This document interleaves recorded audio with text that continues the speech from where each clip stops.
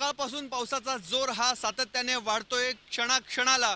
त्यामुळे गंगापूर धरणातून पाण्याचा विसर्ग होतोय आणि गोदावरीच्या पाण्याच्या पातळीमध्ये क्षणाक्षणाला वाढ होताना बघायला मिळते। आपण आता रामवाडी पुलावर आहोत। हा रामवाडी पूल आता पूर्णतः पाण्याखाली गेलेला आहे। नदीच्या काठापासून म्हणजे नदीच्या तळापासून साधारणतः 15 ते 20 फूट उंचीवर असणारा हा पूल देखील आता गोदावरीच्या पुराच्या खालती आलेला आहे। अशोक स्तंभापासून रामवाडीकडे जाणारा हा रस्ता आहे। रामवाडीकडून हाच रस्ता पुढे पंचवटीकडे जातो। मात्र इथे पाणी येईल ही शक्यता व्यक्त करून गेल्या 1.5-2 तास आधीपासूनच म्हणजे साधारणतः 12 वाजेपासूनच हा पूल बंद करण्यात आलेला होता आणि आता आपण बघतोय या पुलावर देखील गोदावरीच्या पुराचं पाणी येऊ लागलेलं आहे। मोठ्या झपाट्याने पाण्याचा वेग वाढताना बघायला मिळतोय। नाशिक शहरातली ही सध्याची स्थिती। अशी स्थिती शहरातच नव्हे तर संपूर्ण जिल्ह्यात आहे। नाशिक जिल्ह्याच्या नाशिक, इगतपुरी, दिंडोरी, पेठ, त्र्यंबकेश्वर, कळवण, सुरगाणा तालुक्यात अतिवृष्टीमुळे गोदावरी, दारणा, कादवा या नद्यांना महापूर आलाय।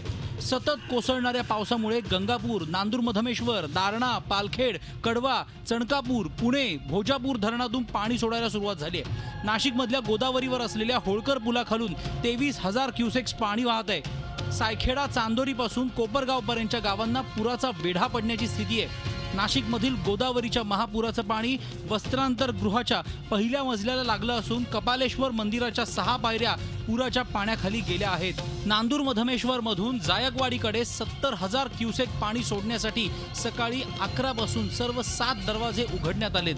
कादवा नदीला 10 वर्षात पहिल्यांदाच महापूर आल्याने कांद्याची बाजारपेठ असलेल्या पिंपळगाव बसवंत बाजारपेठेला पुराचा वेढा पडलाय। नाशिक जिल्ह्याच्या सर्वच तालुक्यात मुसळधार पाऊस झाल्याची स्थिती आहे।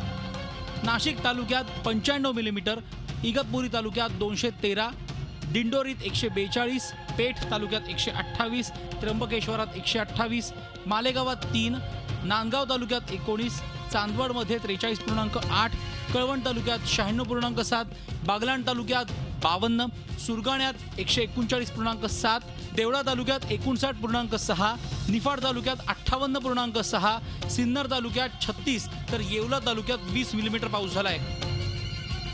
नाशिक जिल्ह्यात सर्वच महत्त्वाची धरणं आहेत। त्यातच जिल्ह्याच्या पश्चिम भागात धरणांच्या कॅचमेंट एरियातच 752 क्युसेक, पालखेडमधून 35,928 क्युसेक, दारणा धरणातून 21,000 क्युसेक, कडवा धरणातून 14,000 क्युसेक, चणकापूरमधून 10,000, पुणेगाव धरणातून 2,817 क्युसेक, भोजपूरमधून 2,000 क्युसेक पाण्याचा विसर्ग सुरू आहे। नाशिक जिल्ह्यातला पूर सध्या अत्युच्च पातळीवर आहे। त्यामुळे जनजीवन मोठ्या प्रमाणात विस्कळीत झालंय।